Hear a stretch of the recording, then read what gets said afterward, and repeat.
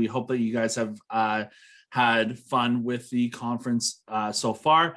Please note that this meeting is going to be recorded just so that we are able to upload them onto the site and be able to use for future use. Carlo, oh yeah, we're recording. Perfect. Cool. So before we start, guys, we are just going to do a quick land acknowledgement.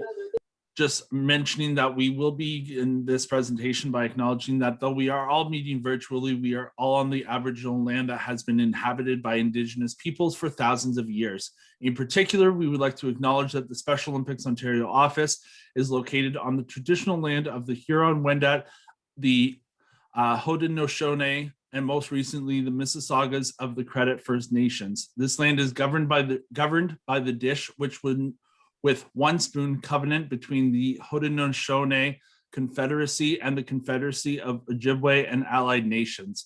This covenant is an agreement to share, work, and protect this land together in harmony. Today, this meeting place is still the home to many Indigenous people from across Turtle Island, and we are grateful to have the opportunity to work, live, and play on this land. So what we're going to be talking about is 3 different areas of community spotlight. We're going to first hand things over to Lindsay from the Greater Ottawa area to talk about registration lottery, and then have a quick Q&A session on that segment. Followed by that, we're going to hand things over to Lynn Hewell, who's going to go over engaging athletes in fundraisers, followed by another Q&A session. And lastly, we're going to have our two fantastic athletes talk about their athlete advocacy presentations and what athlete advocacy and leadership means to them, followed by a Q&A session for those athletes for any questions that you may have towards athlete leadership and advocacy. So that is it for that. I'm going to end that slide show and stop sharing my screen. So now I will hand things over to Lindsay, who will present on her slides. Lindsay. Thank you. Just want to double check that you guys can see my slide. Good to go? Okay, sounds good. So yeah, thank you for the introduction. I'm from Greater Ottawa, as Ryan mentioned. I'm just going to quickly run through an update that we recently did to our registration process in Greater Ottawa. You're welcome to ask questions throughout or ask them at the end. It's up to you, but happy to answer them as I'm going through each of the slides. So first up, I just wanted to provide a bit of the Ottawa context, just because we are a bit of a larger community, and this sort of played into why we decided to implement the lottery system for our registration. So just with respect to size, we do have 700 unique athletes. We have 40 clubs between winter, summer, and fall. And we always typically have at least a couple clubs that are waitlisted, more so in the winter and fall sessions. But golf is a really popular one during the summer as well. And it's a new club, and we haven't had been able to up the capacity for that one. Typically, our limitations come from facilities and volunteers. Obviously, we have to comply with the Special Olympics ratios. And if we can't get enough volunteers, then we will have to hit capacity. We've been pretty good at being able to recruit through different pipelines for that. But we have had issues with the facility side of things, mostly because with Ottawa, when you have 1 million people, there's just a lot of other clubs competing with us for our facilities. And a lot of the facilities that we book with are booked up like years in advance, have standing arrangements with certain clubs that they get first right of refusal for us. So when we hit a capacity with a club and we want to open up a second club in the same sport, that's been our biggest challenge. And so throughout the years, we've typically always had wait lists, and we've had it come up a couple times. But yeah, so we've tried to implement different ways to streamline the process to make sure it's fair and equitable. But the lottery system was sort of what we determined was the best way forward about in 2019 was when we officially kicked it off. So I just wanted to quickly run through what our process looked like before we implemented the lottery. So we would do 2 in-person registration days. We would be run by council, so it wouldn't be sort of a club-specific registration. You would just come to registration day, you'd fill out a form that had all the different sports on it, you'd put whichever sport you wanted to participate in, you'd be able to pay. So that resulted in a first come, first serve model. So whoever showed up the earliest at registration day would need to get there early, we need to get in line. They had to be able to come out in person on the day that we specified for registration day. There was long wait times associated with that, especially for our waitlisted programs. So we had athletes or family members, depending on who was coming, showing up 2 to 2.5 hours before registration day started. So they would sometimes get there before my volunteers would arrive on site to start setting up for registration day. In 2019, before we implemented the lottery, we did speed things up by implementing a number system. So as soon as you arrived, you get a number, so at least you go sit down and not have to wait in line for a long time. And it sped things up, but again, we still had to deal with the fact that it was first come, first serve, and the athlete had to show up the day of registration day. So the different payments options that we offered at that point were, if you came in person, you could pay with cash, the point of sale, check. If you did mail in, if you weren't worried about a sport that was going to be waitlisted, you were welcome to mail in your registration form, and then you could pay by check or money order. So that was just an overview of sort of what the process looked like before. And this is just a couple photos I threw in. So we always had a good time at registration day, even though it was crazy busy and we had lots of athletes there. So now I'm just going to run through sort of why we decided to implement a lottery system, some of the challenges we had, and what that system looked like. So why did we make the change? As I mentioned, we were having clubs that were continuously being waitlisted year over year. We were just at over capacity. And as mentioned previously, under the old process, clubs were filled on a first come, first served basis, which wasn't fair and inclusive to all of our athletes who didn't have the support systems in place to come out, didn't have a family member who could bring them, had to rely on paratranspo that only ran certain times of the day. And we had regular feedback from the community throughout the years that we've been doing registration day about, oh, like my son or daughter always misses out on this club because it's always waitlisted, and we don't have the capacity to bring them out to the in-person registration day. So we didn't sort of make the decision in a vacuum. We had that sort of feedback from the community throughout the years, and we had a lot of discussions with it at the council level before making the decision that we wanted to shift to the lottery system.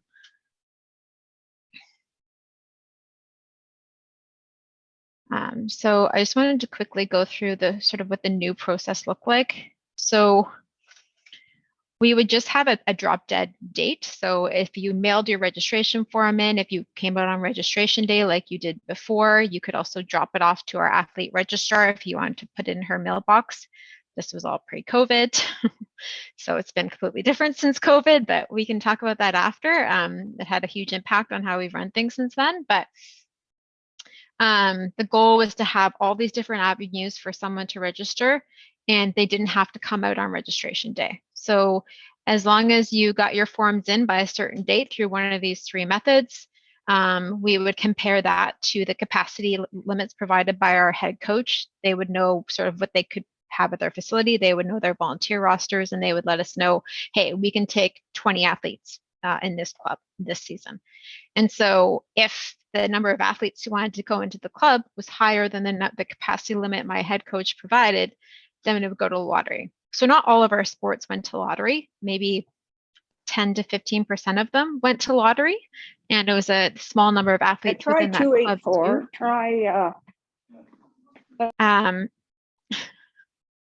But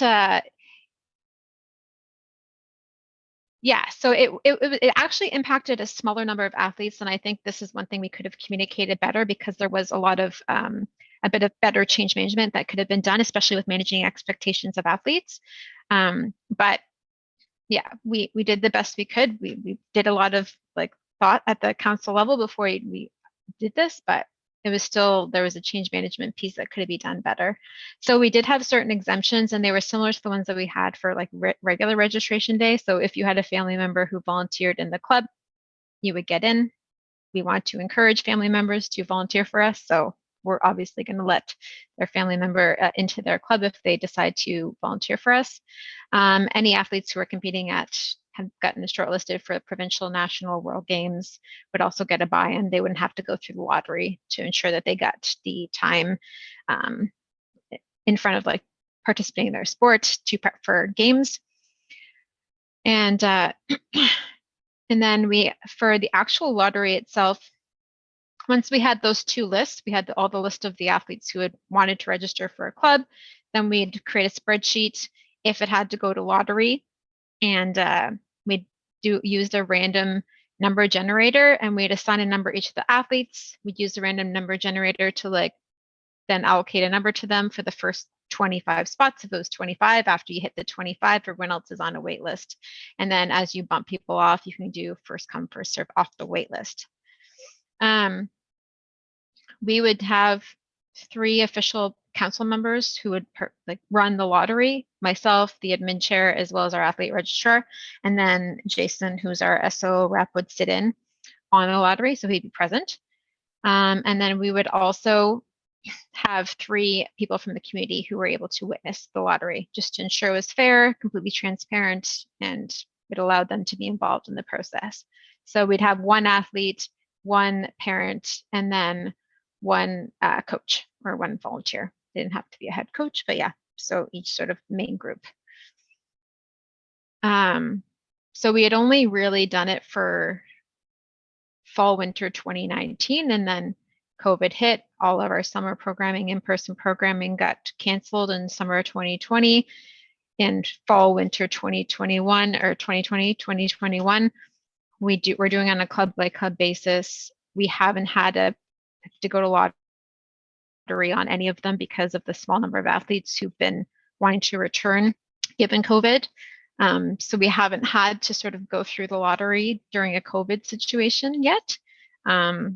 So it'll be, the only difference will be that it is this club by club basis, and we won't have an likely won't have an in-person registration day, just to not have that many people coming out at the same time. Obviously, depending on vaccinations, etc. But yeah, so we've actually only used this new process the one time for fall, winter 2019. I just had a final slide, just sort of like challenges, lessons learned from implementing this process that I wanted to go through.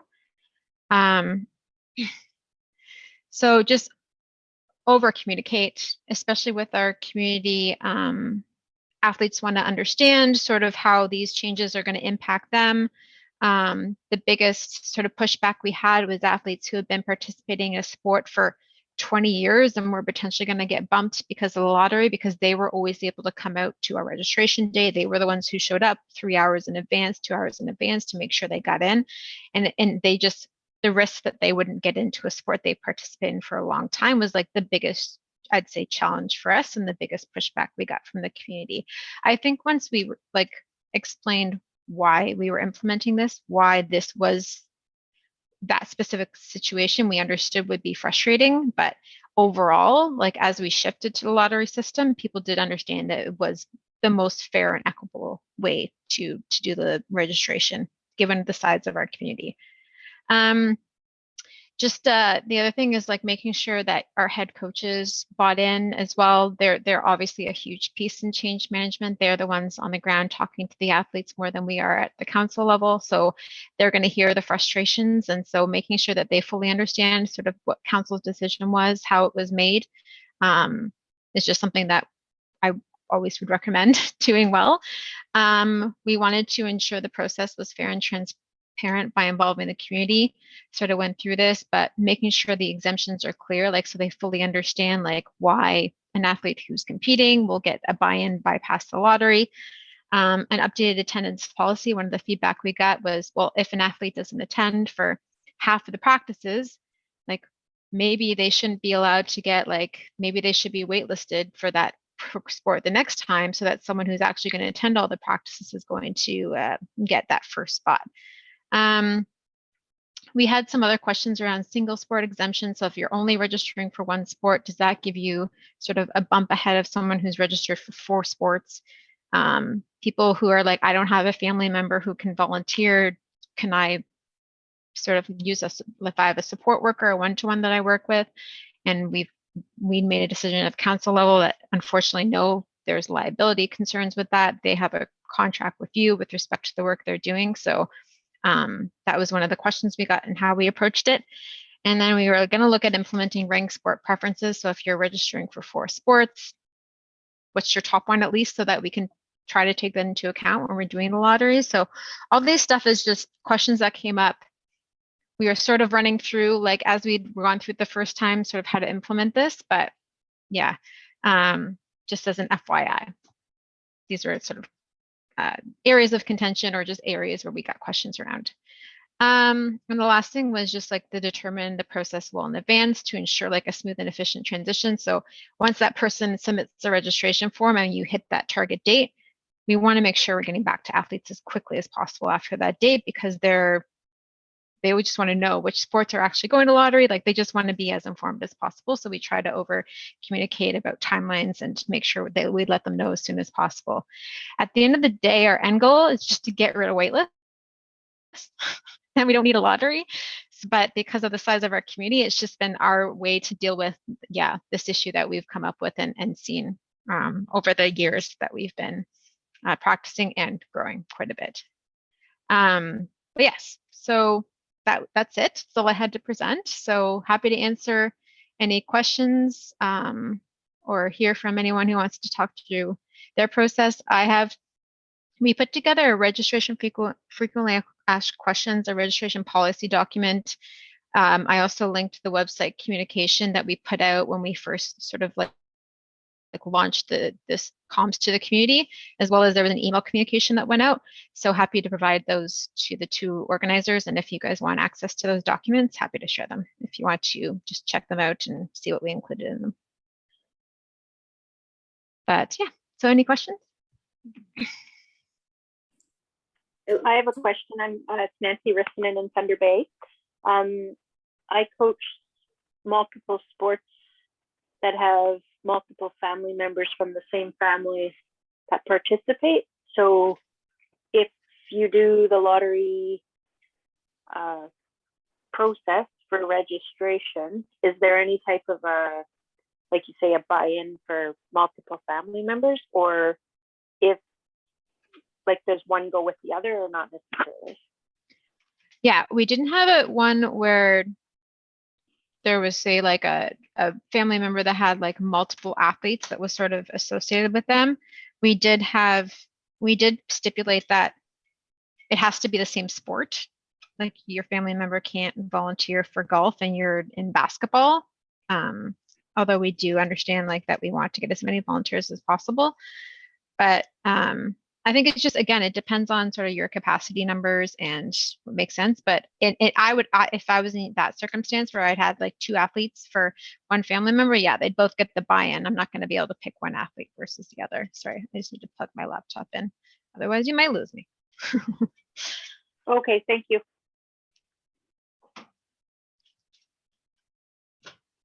Any other questions? I have a question.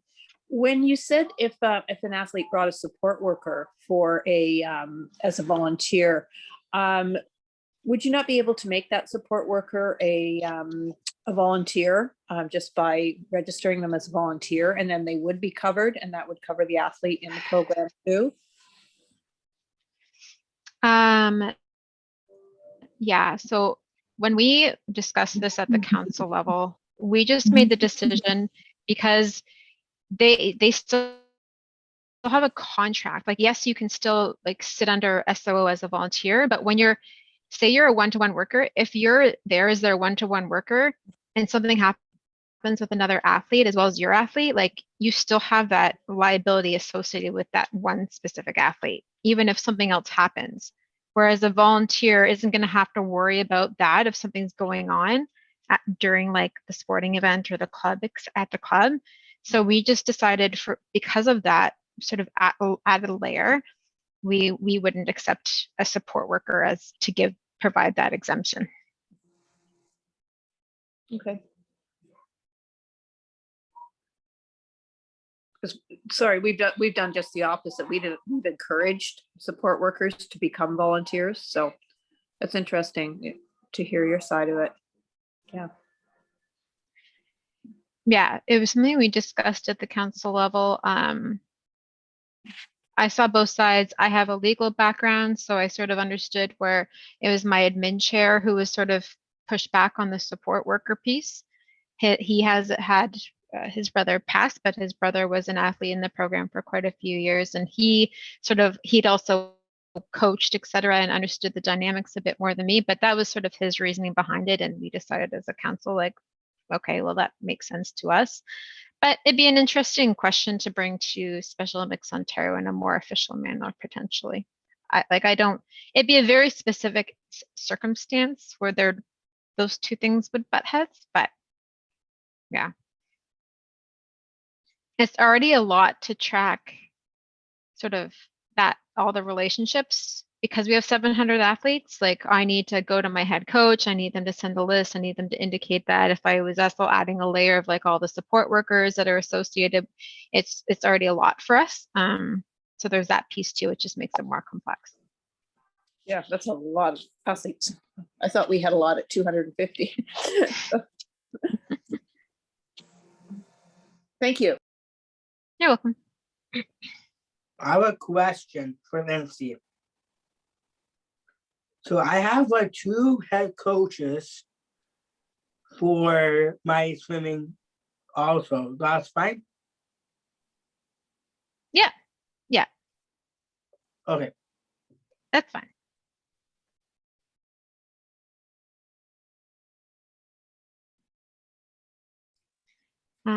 Any other questions?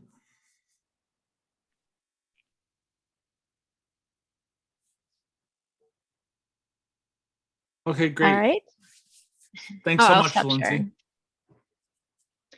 And I'll send these documents to Ryan and Carla. Yeah, and you guys, if you want, can share them. Perfect. All right, awesome, Lindsay. Thanks so much. And if you guys do have any other questions, please feel free to put them in the chat. And if there's time at the end, then we can get to them as well. Now we're going to hand things over to Lynn Houle, who's going to go over the incentive program. So give me 1 second. Let me share my screen.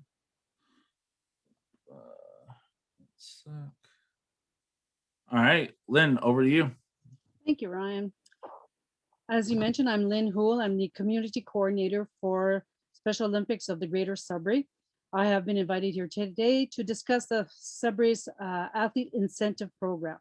Sudbury had been struggling to attract athletes to attend our fundraising, awareness, and promotional events beyond the usual weekly practices. As a council, we tried various ways to make these events more attractive to athlete participation. Out of these discussions, the athlete incentive program was born.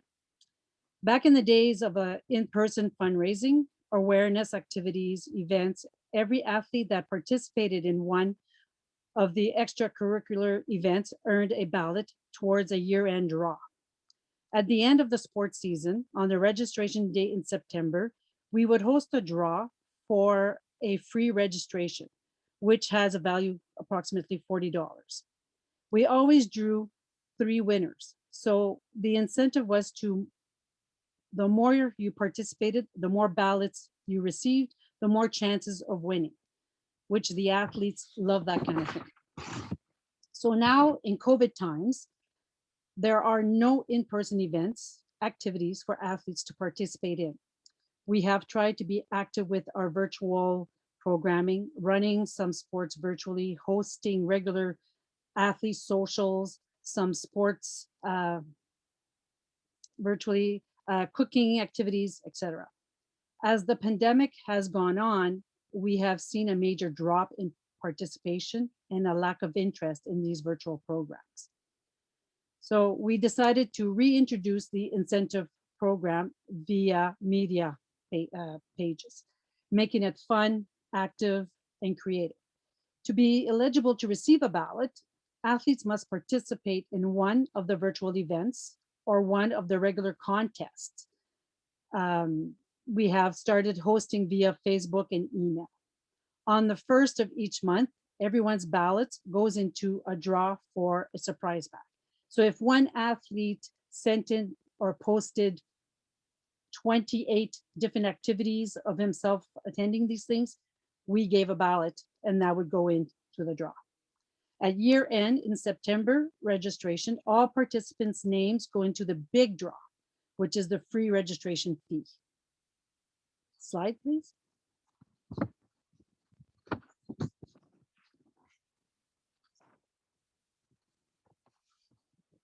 So athletes demonstrate participation by posting to Facebook, submitting a selfie, or joining live in the event.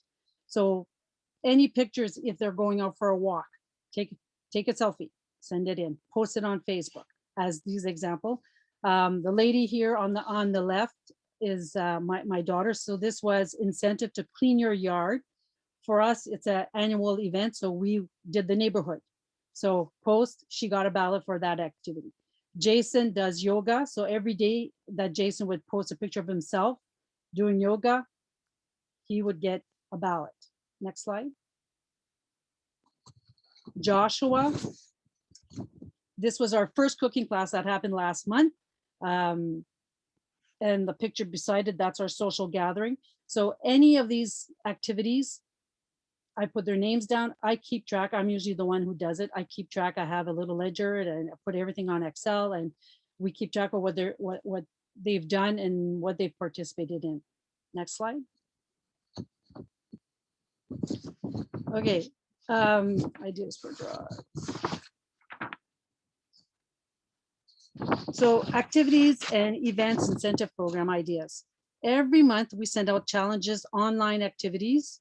Example of activities: monthly athlete Google gathering, coloring, crafts, or games, participation in any of the Special Olympics online activities, events. Some of the ideas of challenges that we've had: spring scavenger hunt, Earth Day, clean your yard, walk your pet, Easter build a snow bunny, guess the due date, time, and weight of our coach expecting May 16th, cooking class, virtual sport practices, skipping rope challenge, walk around your city, or how many times can you walk around your yard in 30 minutes? Joke of the day: laughter is the best medicine after all. So every day, there's two of us who do this. Every day we post, and the one, Pam, she posts a joke every single day. Every week has a different theme for a joke. So this week, I think we're on dad jokes. So anybody who posts a joke gets one. And also every day I post National Day of.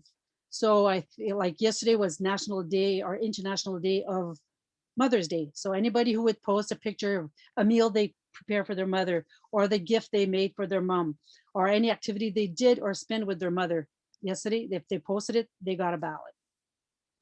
Slide.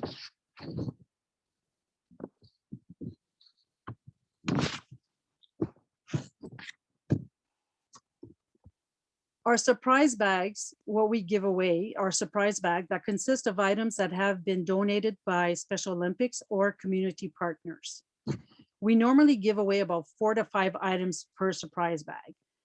Stuff that we've had given away or put in the bags have been, for example, earbuds, water bottles, luggage tags, card decks, pencils, pens, balloons, Special Olympics buttons, toques, hats, t-shirts, old uniforms, etc.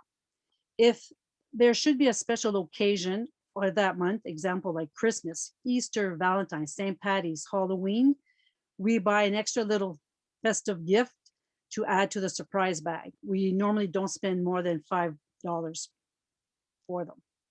Slide. Where and how to acquire supplies for gift bags. Over the years, we've had companies donating items for our athletes. Again, earbuds, luggage tags, water bottles, pens, pencil, grocery tote bags, jackets, sweaters, ties. We also have leftover items that were bought to give out to fundraisers and events. So gym bags, magnets, pens, ties, toques, hats. Other donations have been received from our local law enforcement torch run. So contact your local contact person for the LETR and ask if they have an overstock of water bottles, t-shirts, hats, anything that they can give out or want to get rid. You know, sometimes they have an overabundance of t-shirts that weren't sold back in 2009, 2010, stuff like that. They'll most of the time be glad to give it to them. Special Olympics also has marketing materials that can be requested. So balloons, pins, pens, that kind of stuff. Dollarama, Buck Store, Dollar Tree, Sobeys, Foodland, Staples, Tim Hortons. Apply for donations of gift cards. If you don't have the funds, you can use these gift cards to buy stuff to give as a little gift. Also, what we've also done in the past, which also worked well, we asked our parents, caregivers, family members, if they had cards that were not completely used or not used at all, to give them, to donate them. And we've used those to buy special little items to add to these bags. So since we've been doing this, we've seen a bit of a rise in numbers in participation. So in April, we just had our draw on the weekend, I think. In April, we had over 28 athletes participate. That's 18 new participants compared to March, which is nice, very nice to see the numbers go up, and I'm hoping the numbers continue to go up. Also, Sudbury has also joined with, we did a bit of a joint adventure with North Bay. So we had one volunteer in North Bay who worked at Cambrian College and had her students prepare a whole weekly, 3 times a day activities. So if our athletes participated in their, they got a ballot, and vice versa. The more people, the more, I think, kind of encouraged to participate. Athletes also like to see friends they've made from different communities. So Timmins in our area would be Timmins, so St. Marie and that kind of places, right? And that's it, guys. So if there's any questions, be glad to answer them.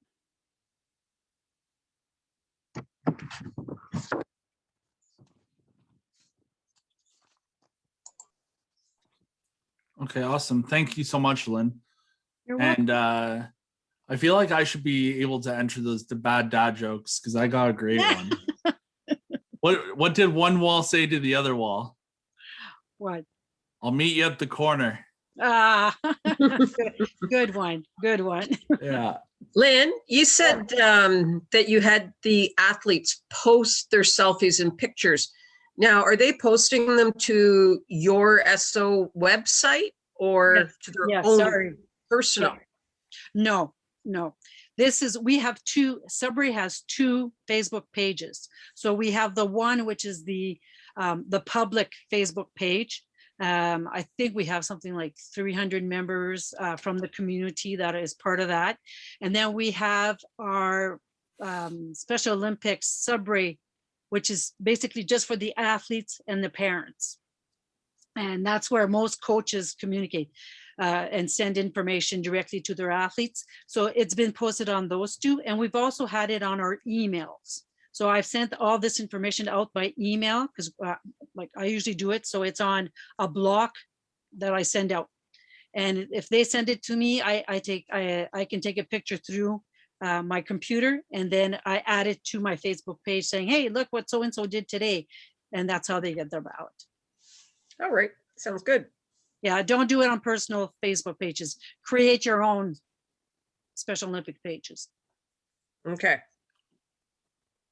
Lisa asking the chat, is it a private group? Yes. Oh, I think Lynn froze. Oh, Lynn, you're back. Sorry, you froze for a second. Yeah, I said one of our Facebook pages is private and the other one is public. So basically the public gets to bring awareness to our community and elsewhere. So a lot of people we have that are part of, what's the word I'm looking for? Partners in Sudbury, they're part of that too. So they get to see what we're doing, what we're trying to get our athletes to get involved in, or anything that's going on. So that's our public one. And then the private one is directly for the coaches to communicate with our athletes and parents. Awesome. Thanks so much, Lynn. You're welcome. All right, guys. So now we're going to go into our third and last section of tonight's presentation. We're going to talk about athlete advocacy. So just talking about athlete advocacy, before we hand things off to Julia and Fareed, I just want to highlight some things that we've been doing with athlete leadership at the provincial office. The athlete leadership program, or what we call ALPS for short, has been playing a significant role in Special Olympics programming. Most importantly, all of the ALPS graduates take on roles that impact the Special Olympics movement and their communities as a whole. If you guys go to specialolympicsontario.com/ALPS, you can see all about the information that we have been doing with our athletes in the community. We post success stories of when athletes go out to the community and share what they've been doing. In the process, there have been 450 plus athletes trained through our athlete leadership program since 2013. We also formed our first ever Ontario Athlete Leadership Council in 2018, which Fareed and Julia both currently sit on. As well, we have athletes across the province serving on local community councils, on the Ontario Athlete Leadership Council, on the Canadian Athlete Leadership Council, and soon to be at the District Athlete Leadership Councils as well. The impact of the athlete leaders have been huge over the past year and a bit on virtual programming, spreading messages, spreading positive morale throughout the pandemic. And something that has truly been immeasurable. You may have seen it throughout the years we've had, or throughout the past year, we've had highlights on like all of our campaigns on special days like Bell Let's Talk Day and around the holidays and things like that. So all of those have been shared with you that athlete leaders have done in the past. So first, I'm going to hand things over to Julia. I'm just going to give you guys a brief intro on Julia. Julia is a fantastic athlete from Timmins, Ontario. She's been in Special Olympics for the past 14 years, competing in figure skating, soccer, and track and field. Her favorite memories with Special Olympics has been performing her skating solo at the cross-country figure skating show Rock the Rink with Scott and Tessa, 2 Olympic gold medalists. Ignore the part about Fareed. I didn't change that clearly. But Julia has been a member of the Athlete Leadership Council for the past 2.5 years and also created a speech titled I Have a Voice, and has been able to develop skills and experience more and more from the work started behind the Athlete Leadership Program workshop and her work with the Athlete Leadership Council. So I will hand things off to Julia. Julia? Okay. Hello, everyone. My name is Julia Romaldi from Timmins, Ontario. Today, it's my honor to talk to you about how being an athlete leader and advocate had changed my life. At my first athlete leadership workshop in 2016, I discovered I had a voice. I wanted to advocate for others who are differently abled. The Athlete Leadership Program has given me the opportunities. The Athlete Leadership Program has given me the skills and confidence to take on new leadership roles and share the message of inclusion in many ways. One way has been as an advocate with the Canadian Down Syndrome Society. I'm also an online talk show host with the Disability Channel. Being on the Athlete Leadership Council has had a huge impact on my life. My involvement as a Special Olympic athlete leader has provided many educational and leadership opportunities. I have been involved in many educational workshops like leadership skills, physical, mental health topics, fundraising, public speaking, and inclusion. I have shared my knowledge through presentations, videos, and speeches. These activities have helped me give back to my local community and Special Olympics. I also encouraged other athletes to participate in these activities and will take on leadership roles. I believe that leaders need to be role models and connect with younger children. So I became a coach with the Fundamentals program. It seems like each time I got involved in activities, new doors open. In 2019, I was asked to be a guest speaker at a family health forum in PI to talk about healthy lifestyles and also about barriers that people with intellectual disabilities might face. If that wasn't exciting enough, it was during a hurricane. Last year, I was able to take a health messenger course with Special Olympics International that led to giving a speech on emotional wellness for the Special Olympics Global COVID webinar. There were over 200 people from around the world on the Zoom call. As a health messenger, I also got to create an instructional video on how to use Zoom. This video teaches Special Olympic athletes how to stay connected during COVID times. The Athlete Leadership Program has given me the skills and confidence to participate in amazing opportunities like these. This program has provided opportunities for me to educate and influence others on important issues like access and inclusion, and best practices when working with people who are differently abled. I have been able to talk with politicians and with instructors from the University of Toronto, Mount Sinai Hospital, and the Art Gallery of Ontario. All these connections were made through the Athlete Leadership Program. I have been lucky to meet new friends in my community, province, and across North America who all share the same dream. My role is to inspire others to see their ability, and for each person to inspire others. I believe we are better together. I want to encourage more athletes to get involved in the Athlete Leadership Program. I want them to find their voices and become more involved in our communities so we can grow our Special Olympics programs. Your involvement in Special Olympics as a coach or as a volunteer can give encouragement and purpose for someone's life. It literally changed someone's life, like it did for me. Thank you so much for giving me this opportunity to share how being an athlete, advocate, and leader has changed my life. I want to leave you with this motto: turn your can'ts into cans and your dreams into plans. Thank you. Awesome. Great job, Julia. Thank you so much for sharing your story and how athlete advocacy has impacted your life. Give me 1 second, guys. Oh, no, not from beginning. Hold on. Perks of working from home and technology. No, guys? All right. So now we are going to hand things off to Fareed Shamsi from York South. Fareed has been an athlete with Special Olympics Ontario for 22 years, competing in swimming, floor hockey, baseball, track and field, and curling. Fareed's favorite memory with Special Olympics is winning gold at the provincials and a silver medal at the national games. Fareed, like Julia, has been a member of the Athlete Leadership Council for the past 2.5 years as well, and has been an advocate for fellow athletes and enjoys talking to sponsors about their donations, fundraising goals, and so much more.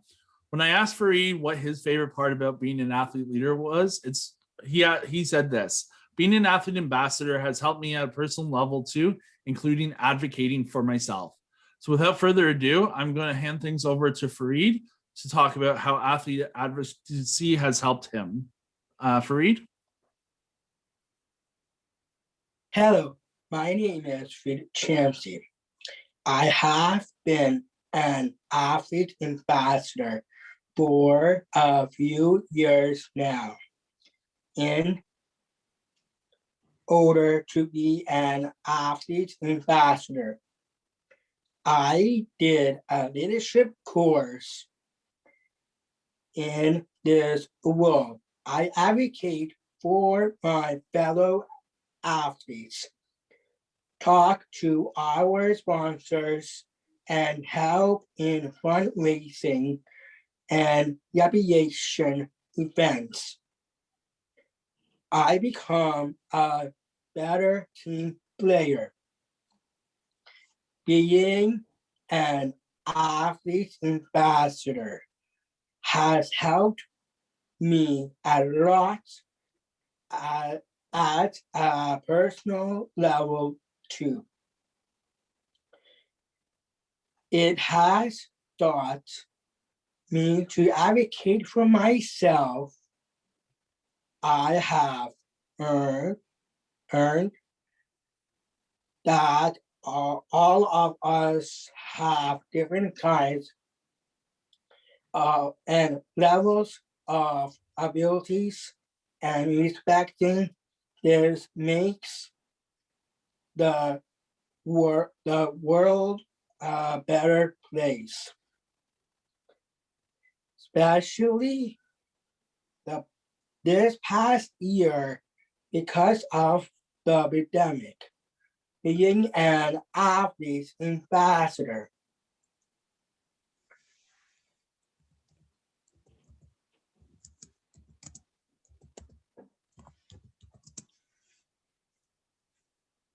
God, athlete and being an athlete ambassador thoughts me new skills to do my job to better advocate. I conduct weekly Zoom meetings with my fellow swimmers. We would do stretches for the first 10 minutes, followed by social chat on what we had done during this week. This meant that I had to earn the soft skills how to be a leader. I had to learn to listen, to control the meetings. So not everyone talking at the same time, and how to involve athletes who were shy. I also learned the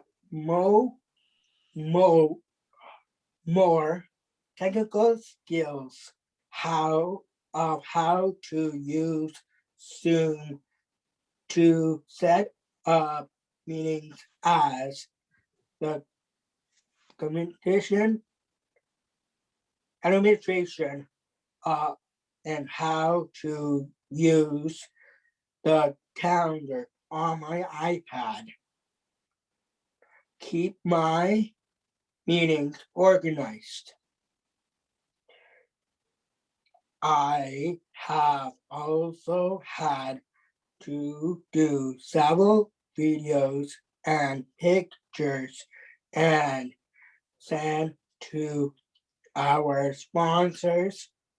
So I sharpened my camera skills.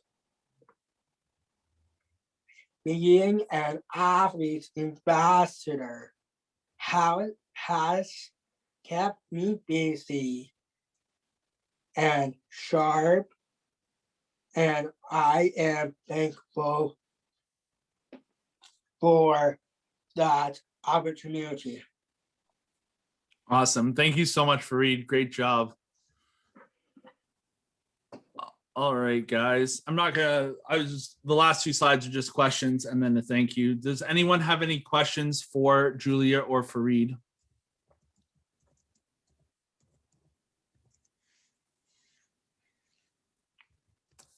No, that's okay. Julia, Fareed, thank you so much for talking about how athlete advocacy has helped both of you. We are getting a lot of fantastic feedback in the comments. So thank you for everyone for sharing your thoughts on the presentations.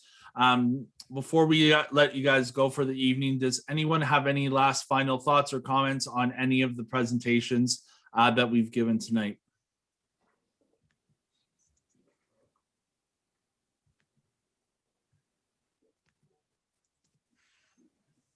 No? All right then. Well, guys, thank you so much for taking the time to be on tonight's call. I hope the rest of the conference is still as exciting as the start of it for you. Thank you for taking the time for being here tonight. And we look forward to seeing you guys in the near future at more virtual events and hopefully down the road sooner rather than later in person. Have a great night, guys. Thank you so much. Enjoy the rest of your evening. Thank you.